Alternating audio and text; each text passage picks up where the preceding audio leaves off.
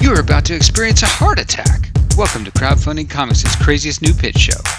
This is Byron O'Neal, media editor for Book Yeti, and welcome to another episode of my new Crowdfunding Comics rapid fire questions show, Heart Attack. Today, my guest is Toben Racicot, who is funding issue 2 of his sci-fi adventure project, Pilgrim's Dirge, on Kickstarter. Thanks for hanging out with me today, man. Thanks for having me. This is really cool. Yeah. So it's pretty cool for me too, because issue 1 was one of my first reviews at Book Yeti. So there you go. We've come full circle. Yeah, it's been like a year, which doesn't seem possible. But anyway, to remind people of the format of the show, the clock starts and you get 5 minutes to answer rapid fire questions designed to help Pilgrim's Dirge get funded and hopefully beyond funded. So yeah, hope so. We hit the 50% mark today. So congratulations. We're almost there. Yeah, thanks. I know these things get stressful, so I'm only here to add it more by like firing questions at you 90 miles an hour. Yeah, I'm not somebody who handles rapidity very well. So hopefully, like in video games, when the clock starts ticking, it's like, no, I'm failing this puzzle. You're going to be fine. It'll be all good. You ready? Yeah, let's do it. All right, clock starts now. Give me the elevator pitch for Pilgrim's Dirge. Pilgrim's Dirge is a sci-fi fantasy adventure where one man has to escape a frozen Earth and find or reunite with his family while encountering a whole bunch of unforeseen alien races. You're doing fine at this. You're good. Catch me up on what happened in the first issue and what's in store for us in issue 2. All right. Issue 1, we are introduced to Oren Daniels, our protagonist. We meet an alien that crash lands near his home, which gives him kind of his first quest item and says, hey, you need to go and take this to a place so that you can restore the galaxy. On top of that, we meet another character named Kinsey Holland, and she essentially says, hey, you want off this planet? You have to help me first. So the second issue basically is them off planet doing that mission that Kinsey pitched. Doesn't go super great. And then Oren encounters himself with a choice between like what's easy and what's right, essentially, is kind of the kind of philosophical way to say it. Okay. And we meet kind of the macro quest line is introduced. Not just Oren, that was issue 1. Issue 2 is like, this is the scope of what's really going on here. Okay. Break down for me some of the cool alien races. All right. So we have the Exords. So they're kind of like werewolf aliens that come from, I don't remember originally where they're from, but some moon far off in the depths of space. So they took over Earth. We have the Cryophos, which are from, I don't remember where they're from either, but they are kind of space crabs with ice powers. We have the Solix, which we'll meet in issue 3, which are lizards with kind of volcanic magma powers.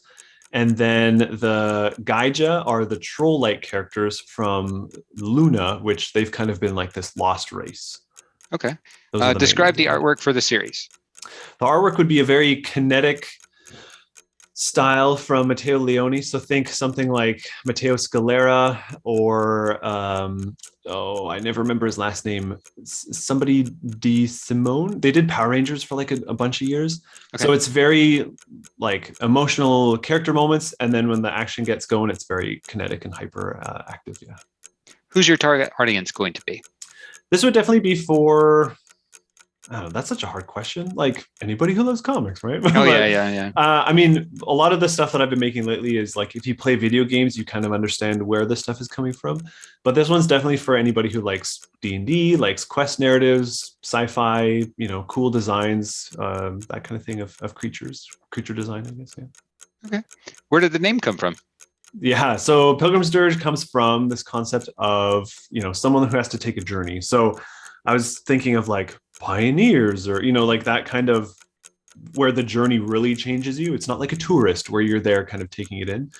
So Pilgrim comes from that, as well as because Oren, hopefully his worldview shifts. So that's kind of like the religious connotation, is that it's kind of a worldview that's altered. And then Dirge is a sad kind of funeral song hymn that sounds kind of odd, but in the sense of that. So it's kind of this idea where change is a sad thing in some ways, right? Because you're leaving behind what was there.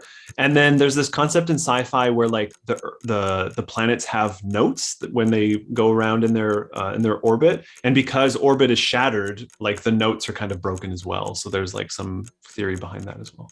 Okay. Well, you're weaving technology and magic together in this sci-fi story. So how did you blend the two in doing the world building?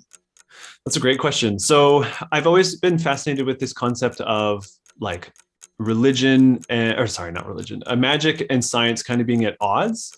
But I always thought, well, what if it's just different terms for the same thing, right? And so, the alien races, they look at magic as just a different form of technology, something that's more organic.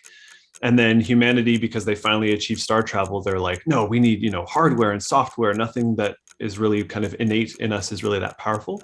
So that's the concept, is challenging that idea of, we have these things that are perhaps on paper oppositions, but if we join them together, maybe that's the solution to what's going on here. Okay. Well, what were some of your inspirations behind it? Behind the series? Yeah, behind the series. Yeah. Yeah. That influence it. Video games like Destiny, science fiction books like Ender's Game, and Neuromancer, I think is the big one. And then of course D&D, quest narratives, stuff like that, thinking about the hero's journey and redemption arcs and stuff like that. Okay. How many issues are planned for the series? Issue 2 is issue 2 of 5, so we'll eventually have all 5 done and in a trade. Okay. What's the most difficult challenge in carving your own niche in a sci-fi? Quick version. Just that there's so many comics to read these days and they all look so good. Cool. Well, that's the 5 minutes, man. How'd it feel? That's good. It's very weird to have to process and then condense and still make sense of this stuff. That's why when I'm in classes, I don't answer, because I don't have time to to put it all together. But it's fun. I like this kind of stuff. Yeah, I think you did great. You didn't seem very stressed at all. So where can people go to back it? Right. So if you type into your browser, pilgrimsdirge.com, no spaces, no punctuation, anything like that, you'll be forwarded straight to the campaign link. That is the easiest way, but you could go to Twitter or, search Pilgrim's Dirge on Crown and Ink or on a Kickstarter, anything like that would work as well. Okay. Where can people go to find a little bit more about you and what you do? The easiest way, or perhaps the way that would get you the most benefit, is going to racicot.art. So that's RACICOT.art. There you can find bios for myself and for Alaire, who collaborates on Crown and Anchor with me. And you can sign up for a newsletter. So what we're doing this year for the newsletter is essentially talking head videos where I talk about why video games are so important. How come it filters through all of the work I do? Where did I start lettering? All that kind of stuff. So that's the best way to get kind of the bang for your buck about us. All right, man. Well, thanks for joining me today. And I'm hopefully settling into this rapid fire formatting, and hope everybody listening got a good feel for Pilgrim's Dirge, what it's all about, and hope that they go back it. Thank you. Yeah, please do. Thanks so much, Byron. Yeah. Well, if you enjoyed the show, it sure would mean a lot to us if you subscribe so you can get notifications, so you can find out when the next episode drops. This is Byron O'Neal on behalf of all of us at Comic Book Yeti. Thanks for tuning in. See you next time. Thanks for tuning in today to the Comic Book Yeti YouTube channel and this episode of Heart Attack. Make sure to rate, review, and subscribe, and we'll see you next time.